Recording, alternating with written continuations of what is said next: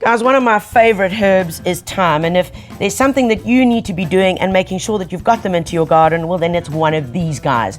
There are so many varieties, you know, gone are the days where you just get the garden thyme variety, and that's this little guy over here. This is a narrow, he's quite upright bunching, and this is the ordinary garden thyme that everybody has, well, everybody should have in their garden. I love growing it in pots. I keep it close to the kitchen so that when I need it, bang, you can go out and get it. So this is the garden thyme, really beautiful. I also encourage you to plant it in amongst your flower beds because it's fabulous.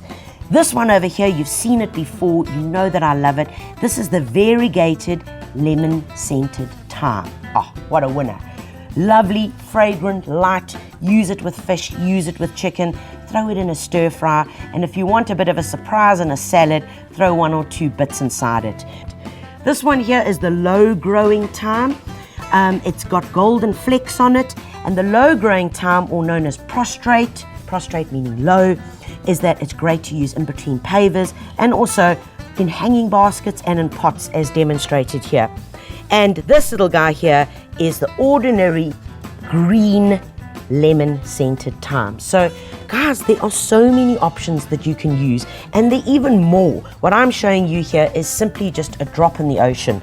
Get out there, plant them, use them. Remember, the golden rules for thyme and any herb, as a matter of fact, really needs 5 hours of sunlight a day in order to be able to grow and be happy. So if you've got a plant like this and it's starting to look a little bit woody, take a look inside here. Can you see? That's what it does, because it's a herb. It starts getting a bit woody, but you can already see deep down here, look into the plant, you can see that it's already starting to shoot. So it's telling you, guys, I need a haircut. Because if you leave these guys for too long, what's going to happen is it's simply going to outgrow itself, end up being really woody, and you're going to end up being able to harvest just little bits like this with lots of dry, woody stems. So the trick is we need to prune. And when you're pruning any herbs, I suggest that you do the following. Please don't prune down too deep into the dry wood. You can prune away with a nice sharp pair of secateurs. Prune away, there we go. But now, here's the trick. You are only going to prune half of this plant. Here are the new little shoots. So it's now going to be encouraged to grow. We're pruning half of this plant. Wait for this to start shooting, okay, and getting nice and full and lush, and then you prune the other half down.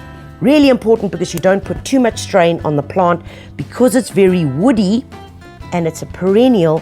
Sometimes they can't bounce back, and you find that if you prune it really hard, well, the entire plant dies.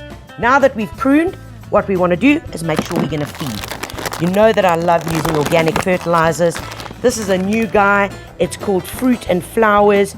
Beautiful, pelletized with a really good smell, and pop a few pellets around there. Remember, when you're using organic, folks, it is not gonna burn, okay?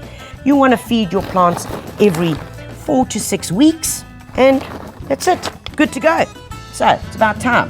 Get to it.